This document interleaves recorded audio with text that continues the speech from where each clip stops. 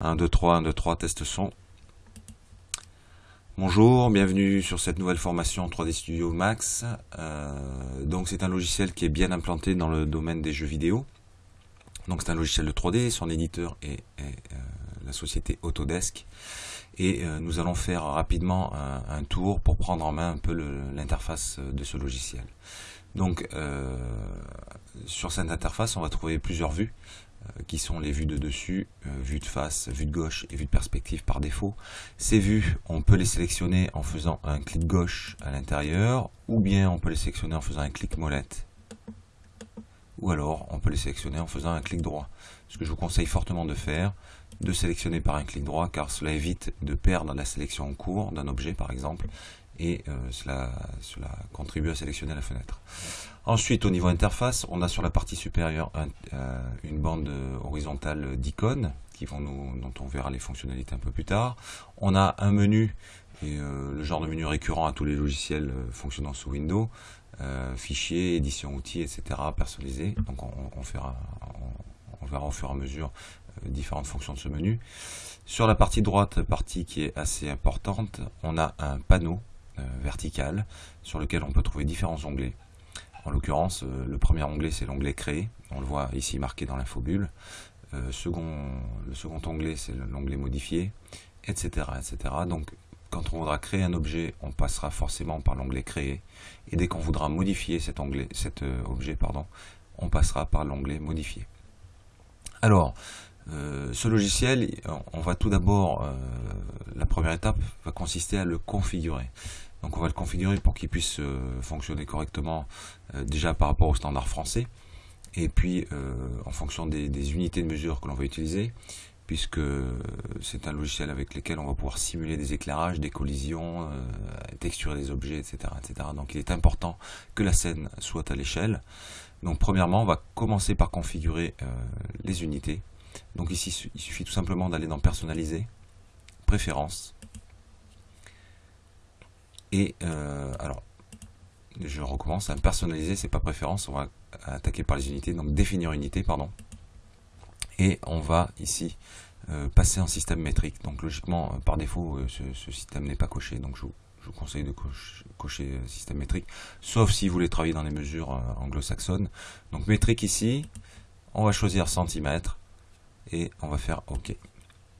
Donc déjà, on le voit aussi au niveau des champs qui se trouvent tout en bas du logiciel. Tous les champs automatiquement vont prendre l'unité de mesure centimètres.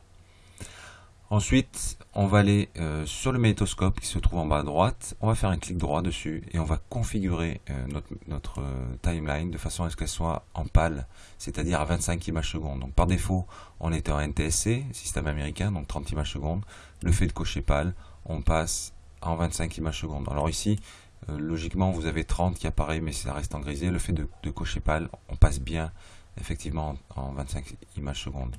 Ici, il suffit tout simplement, c'est quand on passe en mode personnalisé, on peut choisir le nombre d'images secondes pour faire des ralentis, etc. Donc, voilà, le fait de passer en PAL, on passe bien en 25 images secondes. OK. Et ensuite, sur la timeline, on va essayer de disposer de 10 secondes d'animation. Donc, 10 secondes d'animation en PAL, c'est bien 250 images. Donc ici, on met 250 images. On clique sur OK et on s'aperçoit que la timeline passe à 250 images par seconde. 250 images qui nous font 10 secondes à 25 images secondes. Alors, maintenant, on va enregistrer le logiciel de façon à ce qu'il récupère toujours ces informations au démarrage. Donc pour cela, il y a une petite astuce. Il suffit de faire Fichier, Enregistrer sous.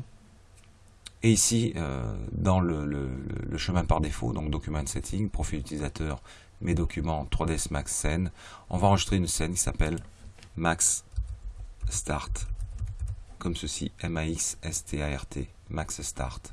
Et le fait d'enregistrer sous ce nom-là, donc moi j'en ai déjà une, puisque j'avais configuré mon logiciel, enregistrer, OK, et bien automatiquement, à chaque fois qu'on va réinitialiser, fichier réinitialiser Max, oui, il va garder toute notre configuration, c'est-à-dire je vais rester en PAL, etc., etc. Si jamais vous ne faites pas ça, vous repasserez en NTSC, donc ce qui est un peu embêtant.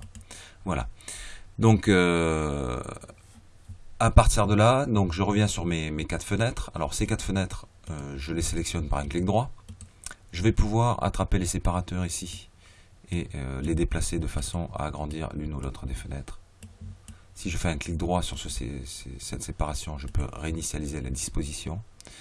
Je vais pouvoir agrandir et réduire ces fenêtres, tout simplement en sélectionnant la fenêtre par un clic droit et en cliquant sur l'icône ici en bas à droite. Je vais pouvoir passer la vue en plein écran. Le raccourci de cette icône, de cet outil, c'est Alt W au clavier.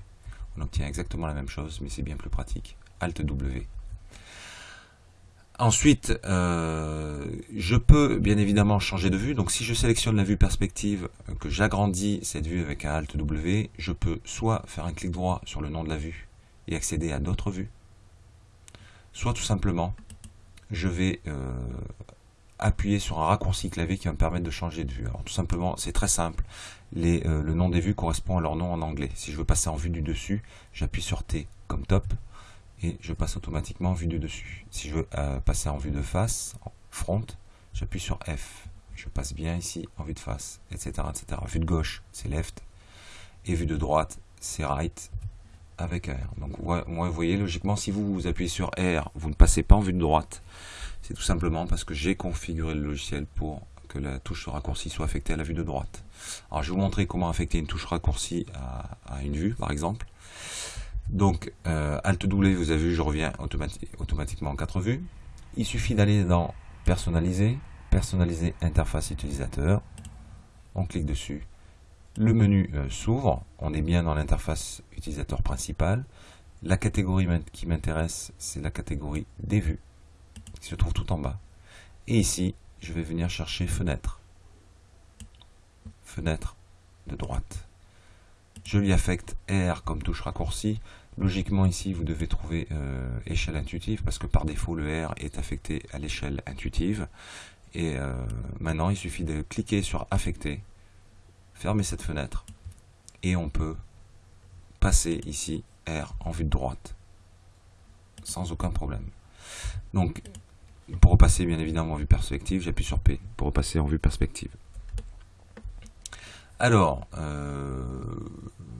voici pour la petite prise en main des fenêtres. Et nous allons passer à la création d'objets simples et surtout apprendre à se déplacer en tant qu'observateur dans cet univers 3D.